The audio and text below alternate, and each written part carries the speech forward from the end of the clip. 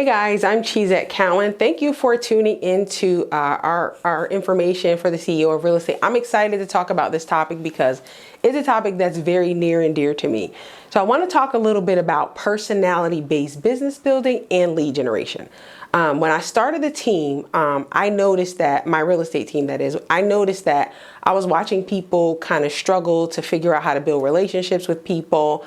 But then I took a deeper look and I looked at what helped me build relationships with the people that I'm in relationship with that have helped me get the success in real estate. A lot of it was really predicated on knowing myself.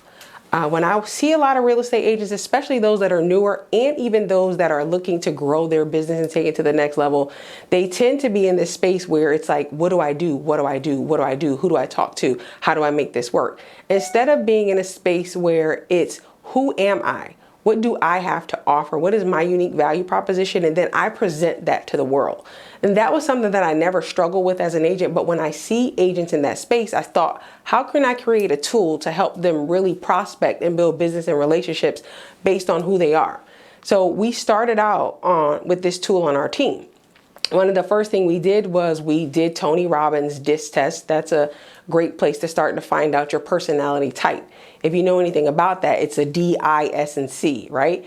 And based on where you fall at in that algorithm, if you're a D, that means you're pretty direct. You're going to be a driver of things. You're probably going to be the one to take initiative, probably going to be the one to set dates, deadlines, goals, and be the one to make sure everybody meets them. But then if you're like a C, like my husband, you're going to be a calm, steady person. And you're going to be the person that when everybody else is all over the place, you're calm and steady and you're doing that thing every day. So I started looking at my personality in relationship to the personalities of people that I was working with. And I started thinking about what clients are hard to work with. They just feel hard. Or what clients where the relationship just feels like it's just natural as breathing. And I noticed that all the people that I naturally connected with were high Ds as well. And not that you have to have things in common with everybody you work with, but it sure helps. It also helps to know your limitations, know where you are going to have your strengths, and also where you have opportunities to not only grow or develop, but leverage. Here's what I've always said.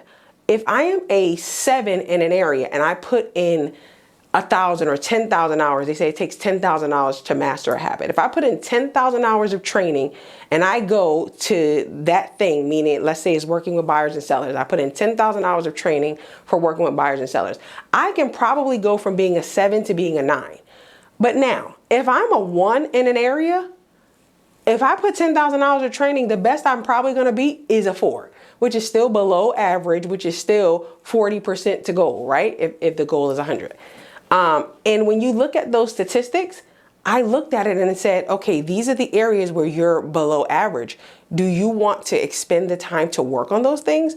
Or do you want to leverage those things out? And then the things that you're good at, do you want to take the time and put the energy and focus into that so you can become great? People pay for greatness. They don't pay for average or mediocrity. So I decided at that time that I would move past working with buyers and work directly with sellers. That was my second year in real estate, and that's when my volume doubled. That's when my income doubled, but I had a showing assistant. And I noticed that the hardest things for me to do was to take buyers on showings. That was the hardest part of my job.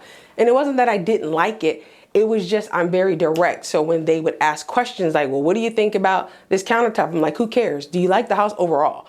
And it wasn't creating a good experience for them. So what happened is I began to leverage that out. I had a teammate that was on my team at the time. I was a part of another team. And I said, hey, let's partner. Here's what I'm good at. I observe you. Here's what I see you're good at. Here's how we can support each other. And we partnered that year and we closed almost 100 deals that year. And that was my second, going into my third year as a realtor.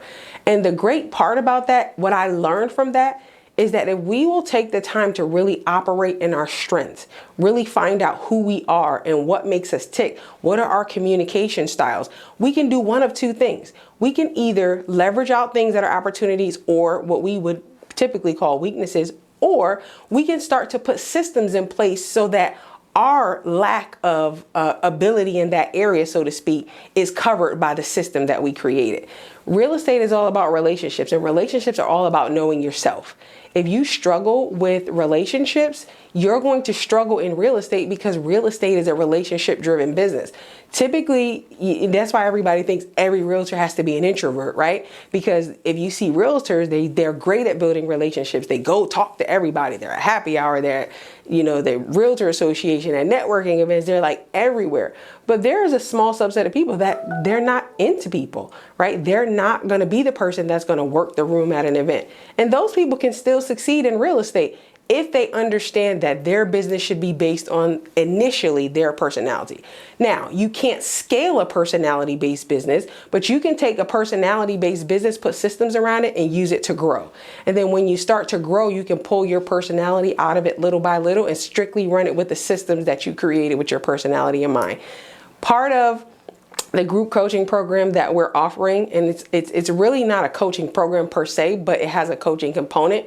Part of our membership, we're going to train you on how to work sales, how to work listings, how to work with buyers, how to work with different kind of deals based on who you are, how to show up in the marketplace as your authentic self. And that makes real estate fun. The hardest thing to do in life is to try to show up as somebody else. It takes a lot of energy. You never master that, right? If you can just show up, if you don't like certain things, you don't like certain things. And even now today, when I meet clients, I have an agent on my team. Her name is Tina. If I get a buyer, typically it's going to go to Tina. And they're like, well, I want to work with you. I'm like, no, you want to work with Tina because she's great with buyers.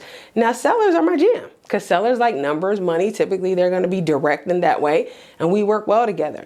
But one of the things that we're going to do in the membership program is really help you understand what is your personality type. Who are your people?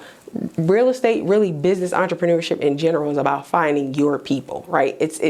And you got to speak to them. And that can only come across when it's authentic.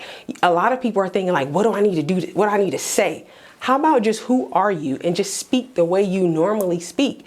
Because what's going to happen is the authenticity is going to drive the change. It's going to drive the connection. It's going to drive the relationship. It's not what you know. A lot of people think, oh, I don't know this. I don't know that. I should know this. I should know that. Relationship will trump knowledge any day of the week. I have people that I did not even know real estate. I told them, I don't know what I'm doing, but one thing I know, I'm going to figure it out. And they rock with me on that because I was honest, I was real, I was raw, and I gave them everything that I had. I didn't hold anything back. I wasn't trying to present like I knew what I didn't. I'm first year in real estate, but I got a lot of grit. I got a lot of hustle. We're going to get it done. And I've always just been like that. And I don't take that part of me out of real estate. I'm not coming into the office trying to be a real estate agent. I'm Cheesette and I sell real estate. I like who I am. Now, that doesn't work for everybody. I'm okay with that because everybody's not your client, right? But it's just having this mindset of who am I? Who did God create me to be first? And then I show up in the marketplace as myself and people are going to be drawn to you. So if you are in a position where you're at that space where I'm kind of got started, I had a couple transactions, but I really want to get to the next level, I'd love to have a conversation with you. I'd love to have a conversation with you and get you into our membership program. So the link is going to be at the bottom of this email or on whatever video platform you're looking at it at. And I'm just excited to potentially be working with you in the future.